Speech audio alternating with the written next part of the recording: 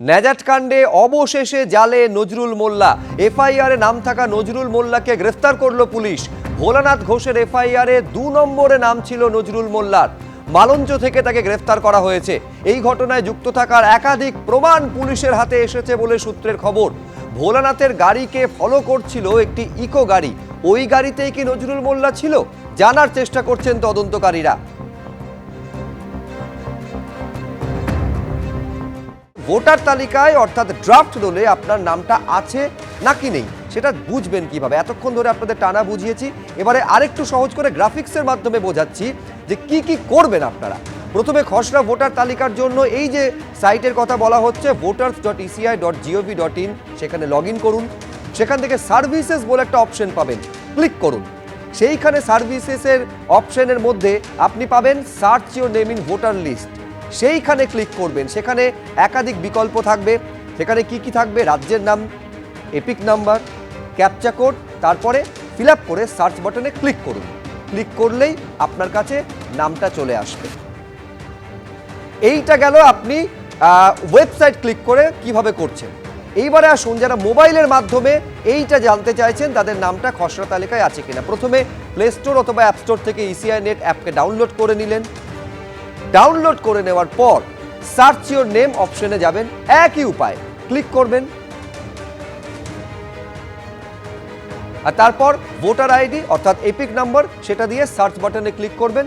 একেবারে আপনার নাম আছে কি নেই ভোটার তালিকায় সেটা বুঝে যাবেন। খসড়া তালিকায় কাদের নাম তালিকা প্রকাশ করলো জাতীয় নির্বাচন কমিশন। অনুপস্থিত, স্থানান্তরিত এবং মৃতদের নামের তালিকা প্রকাশ করেছে জাতীয় নির্বাচন কমিশন। প্রতিটা বুথে কতজন অনুপস্থিত, কতজন মৃত ভোটার এবং কতজন স্থানান্তরিত ভোটার সেই তালিকা প্রকাশিত হয়েছে।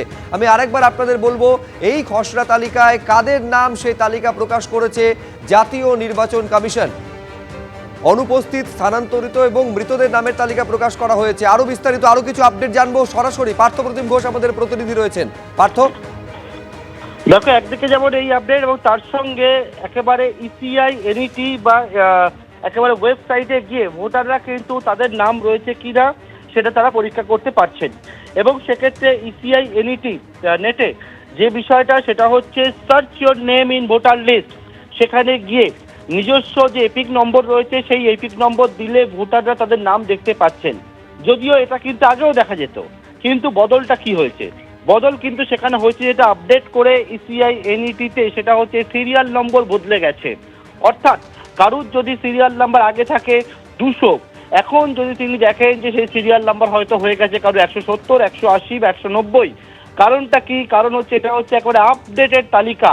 অর্থাৎ ওই বুথে যারা ইতিমধ্যে মৃত, শিফটেড বা ডেথ, সেই তালিকা অনুযায়ী তারা বাদের তালিকায় চলে গেছে। এবং সেই বাদের তালিকাতে চলে যাওয়ার দরুনই যেটা হচ্ছে কারুর যে সিরিয়াল নাম্বার হয়তো ছিল 200, সেই সিরিয়াল নাম্বার এখন দেখাচ্ছে হচ্ছে 170।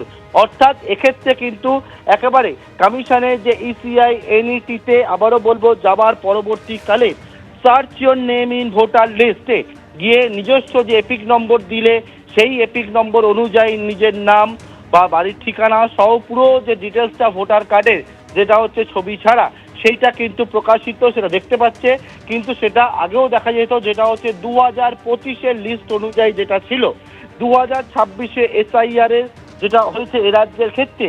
এবং সেক্ষেত্রে কিন্তু তারা হচ্ছে সেই তালিকা দেখতে পাচ্ছেন, কিন্তু বদল হয়ে গেছে ইসিআই এনইটিতে, সেটা সিরিয়াল নম্বরের বদল হয়ে গেছে। এবারে সেই সিরিয়াল নম্বর অনুযায়ী হচ্ছে সেটা হচ্ছে যে ভোটারের যে ভোটার তালিকায় নাম রয়েছে, খসড়া তালিকায় নাম রয়েছে, সেটা কিন্তু তারা দেখতে পাচ্ছেন। এবং যে কথা তোমায় বলছিলাম যে প্রয়োজনী ম্যাপিং, সেলফ ম্যাপিং, অন্যদিকে নো ম্যাপিং, এই 3টে ভাগে ভাগ করার পরবর্তীকালে যে তালিকা, সেই তালিকায় সবারই নাম থাকবে। সেই তালিকা অনুযায়ী কিন্তু সেই নামের তালিকা অনুযায়ী সেই তালিকা আরো কিছুটা সময় বাদে প্রতি বুথের বিওলোকে দিয়ে দেওয়া হবে এবং সেটা আপলোডও করে দেওয়া হবে বলে জানা যাচ্ছে। আমাকে এইটা দর্শকদের আরেকবার একটু স্পষ্ট করে বোঝাও, এই যে সিরিয়াল নাম্বার তুমি যেটা বলছো এই লিস্টটা আপডেট করেছে কমিশন, অর্থাৎ কিছুক্ষণ আগে পর্যন্ত যে লিস্টটা দেখা যাচ্ছিল সেই লিস্ট রয়েছে কিন্তু তাতে সিরিয়াল নাম্বারটা বদলে গেছে। এই বদলটা ঠিক কি ধরনের বদল, কেন এই বদল? দেখো একেবারে যে আমরা জানি যে এই এসআইআর হওয়ার পরবর্তীকালে কমিশনের যে ওয়েবসাইট সেটা হচ্ছে ইসিআই এনইটি বা কমিশনের ওয়েবসাইট, সেই ওয়েবসাইটে গিয়ে নিজস্ব যে এপিক নম্বর সেই এপিক নম্বর দিয়ে রেজিস্টার করার পরবর্তীকালে দেখা যাচ্ছিল হচ্ছে যে এপিক নম্বর কি রয়েছে, বাড়ির ঠিকানা কি রয়েছে সবটা। সেটা ছিল হচ্ছে 2025 সালের শেষে যে ভোটার, অর্থাৎ সেই ভোটারের তালিকা সেটা কিন্তু সেটা উঠে আসছিল। আপডেটটা কি হয়েছে, আপডেটটা হচ্ছে দুপুরে যেটা সেটা হচ্ছে 2026-এ যে এসআইআর এর পরবর্তীকালে ড্রাফট লিস্ট এসে একই রকম ভাবে যখন রেজিস্টার করা হচ্ছে এপিক নম্বর দিয়ে ইসিআই নেটে, একবার সোজা করে যদি বোঝায় ইসিআই নেটে যাওয়ার পরবর্তীকালে search your name in voter list এখানে ক্লিক করতে হবে এবং সেইটা ক্লিক করার পর এপিক নম্বর সেখানে দিয়ে যখন সার্চ করা হবে সেই সার্চ করার পরে কিন্তু যে ভোটার তার নাম, তার বয়স, তার জেন্ডার বা এছাড়া হচ্ছে যে কোন কেন্দ্রের ভোটার, এই সব ডিটেলসটা চলে আসছে। কিন্তু বদল হচ্ছে যে জায়গায়, সেই বদল হচ্ছে একেবারে শেষের দিকে সিরিয়াল নম্বরে বদল হচ্ছে। অর্থাৎ যে জায়গায় পার্ট নম্বর, পার্ট নেম, অর্থাৎ যে জায়গায় ভোট কেন্দ্র তার তলায় থাকে সিরিয়াল নম্বর, সেই সিরিয়াল নম্বরে বদল হচ্ছে।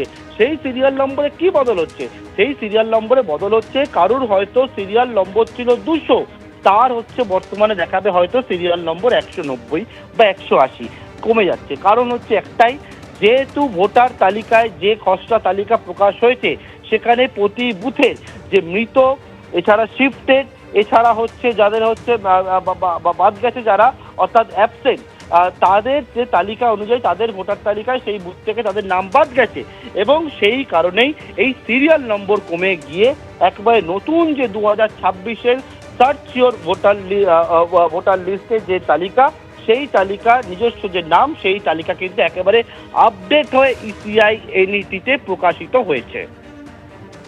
বেশ পার্থ, তুমি আমাদের সঙ্গে থাকো। আমি দর্শকদের একবার জানাই যে খসড়ায় অনুপস্থিত, স্থানান্তরিত এবং মৃতদের নামের তালিকা সেইটা বাদের তালিকায় চলে যাওয়ার জন্য সিরিয়াল নাম্বারে বদল লক্ষ্য করা যাচ্ছে।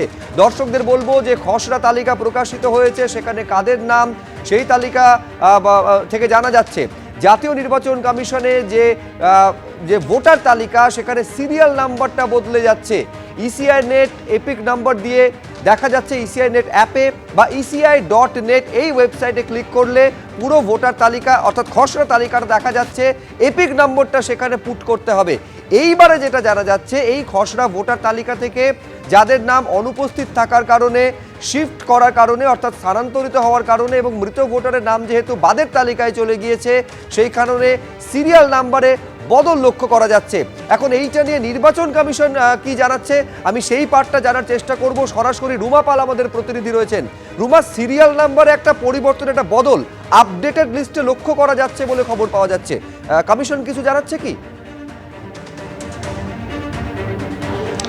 দেখো, সিরিয়াল নাম্বার পরিবর্তন হবে, কারণ যেখানে দেখা যাচ্ছে 58,20,898 জনের নাম বাদ যাচ্ছে, এতজনের নাম বাদ গেলে তো প্রত্যেকের তো সিরিয়াল নাম্বার চেঞ্জ হবে। অন্যদিকে জানিয়ে রাখি কি ইতিমধ্যেই কিন্তু ওয়েবসাইটে পূর্ণাঙ্গ যে তালিকা সেটা কিন্তু প্রকাশ পেয়েছে, এমনটাই বলছে কমিশন, এবং সেক্ষেত্রে কিন্তু পুরো রাজ্যের, গোটা রাজ্যেরই কিন্তু সেটা দেখা যাচ্ছে। অন্যদিকে জানিয়ে রাখি সকাল থেকে কিন্তু দেখা যাচ্ছিল প্রত্যেকটা ভোটার কিন্তু যদি অনলাইনে যায় ইসিআই নেট থেকে এবং অন্যান্য ওয়েবসাইট থেকে, সেক্ষেত্রে কিন্তু তার নাম এপিক নাম্বার দিলেই কিন্তু সার্চ করলেই কিন্তু এসে যাচ্ছিল পুরো আজকের ডেটে তার পুরো তথ্য চলে আসছিল। সেক্ষেত্রে আরও একবার বলে রাখি, যেটা তুমি বলছিলে যে সিরিয়াল নাম্বার চেঞ্জ হওয়ার কারণ কি, সিরিয়াল নাম্বার চেঞ্জ হওয়ার কারণ 58,20,898 জনের নাম বাদ গেছে। এতজনের নাম বাদ যাওয়ার কারণেই কিন্তু সিরিয়াল নাম্বার চেঞ্জ হয়েছে।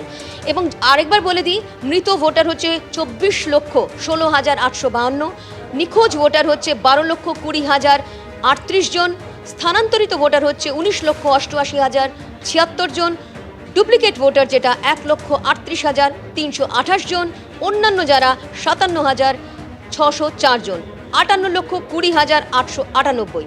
7 দিন পর কিন্তু শুনানি হবে, কারণ আজকে জানিয়ে রাখি যে খসড়া ভোটার তালিকা প্রকাশ পেয়েছে এবং সেক্ষেত্রে অবশ্যই প্রত্যেকে যখন নিজের নামটা দেখতে পাচ্ছেন, অন্যান্য জায়গা প্রত্যেক গোটা রাজ্যের যেখানে নামটা সেটাও কিন্তু প্রকাশ পেয়েছে। খুব স্বাভাবিক কারণে বুথে বুথে নাম টানানো থাকছে, সেখানে হচ্ছে কাদের নাম বাদ গেল। সফট কপি থাকবে রাজনৈতিক দলের কাছে, হার্ড কপি দেওয়া হবে। অন্যদিকে বিএলওর কাছ থেকে জানতে পারা যাবে যে তার নাম আছে কি না। অন্যদিকে এটাও ঠিক, এরপর ক্লেমস অ্যান্ড অবজেকশন আসবে, শুনানি শুরু হবে, 7 দিন পর থেকে শুনানি হবে। অর্থাৎ বোঝা যাচ্ছে এরপর বিএলওরাও যাবে, বিএলওরা কোথাও যদি যাকে হিয়ারিংয়ে ডাকা হবে তার বাড়িতে কিন্তু নোটিশ, তার বাড়িতে নোটিশ দিয়ে আসবে যে তাকে হিয়ারিংয়ে ডাকা হচ্ছে। অন্যদিকে জানিয়ে রাখি 30 লক্ষ মানুষ এরকম রয়েছেন যারা আনম্যাপ, অর্থাৎ যাদের 2002-তে কোনো ম্যাপিং হয়নি, তাদের ক্ষেত্রে কিন্তু তারা আনম্যাপ ক্যাটাগরিতে রয়েছে। 30 লক্ষের মতো কিন্তু ভোটার্স রয়েছে, তাদের কিন্তু হিয়ারিং হবে। অন্যদিকে জানিয়ে রাখি 1,67,00,000 মতো এরকম ভোটার ছিল যাদের অসঙ্গতি ছিল। এমনটা নয়, কমিশন এরকম বলছে যে এমনটা নয় যে তাদের প্রত্যেককে ডাকা হবে, কিন্তু ইআরও যদি মনে করে যে বিএলওরা যদি গিয়ে দেখে তথ্যের যদি কিছু গরমিল থাকে সেক্ষেত্রে কিন্তু তাদের হিয়ারিং হবে। তবে কতজনের হিয়ারিং হবে সেটা পরবর্তীতে কিন্তু নির্বাচন কমিশন বলবে, এবং সেক্ষেত্রে যখন হিয়ারিং শুরু হবে তারপর বোঝা যাবে যে কতজনের হিয়ারিং হচ্ছে এবং কতজনের হিয়ারিং এখনও বাকি রয়েছে। 7 দিন পর হিয়ারিং শুরু হবে। অন্যদিকে ক্লেমস অ্যান্ড অবজেকশন করা যাবে, অর্থাৎ কারোর যদি নাম মনে হয় যে তার নাম নেই, কী কারণে নাম নেই, সেক্ষেত্রে তারা বলতে পারেন, বিএলওকে বলতে পারেন। এবং যার কোনো নাম না থাকলে সে কিন্তু জেনুইন ভোটার, সেক্ষেত্রে তার ফর্ম 6 তারা অ্যাপ্লাই করতে পারবেন। অন্য ক্ষেত্রে দেখা যাবে যে যেখানে বারবার বলছিল যে প্রায় 85 লক্ষের মতো এরকম ভোটার রয়েছে যেখানে দেখা যাচ্ছে যে বাবা মার সাথে তার ছেলেমেয়ের যে বয়সের ফারাক সেটা প্রায় 15 বছর, সেখানে কিন্তু একটা গরমিলের বিষয় রয়েছে, সেটা কিন্তু খতিয়ে দেখা হবে। অন্যদিকে দেখা গেছে প্রজেনি ম্যাপিং বেশি হয়েছে, এক্ষেত্রেও কিন্তু মিলিয়ে দেখা হবে। এবিপি আনন্দ, এগিয়ে থাকে, এগিয়ে রাখে।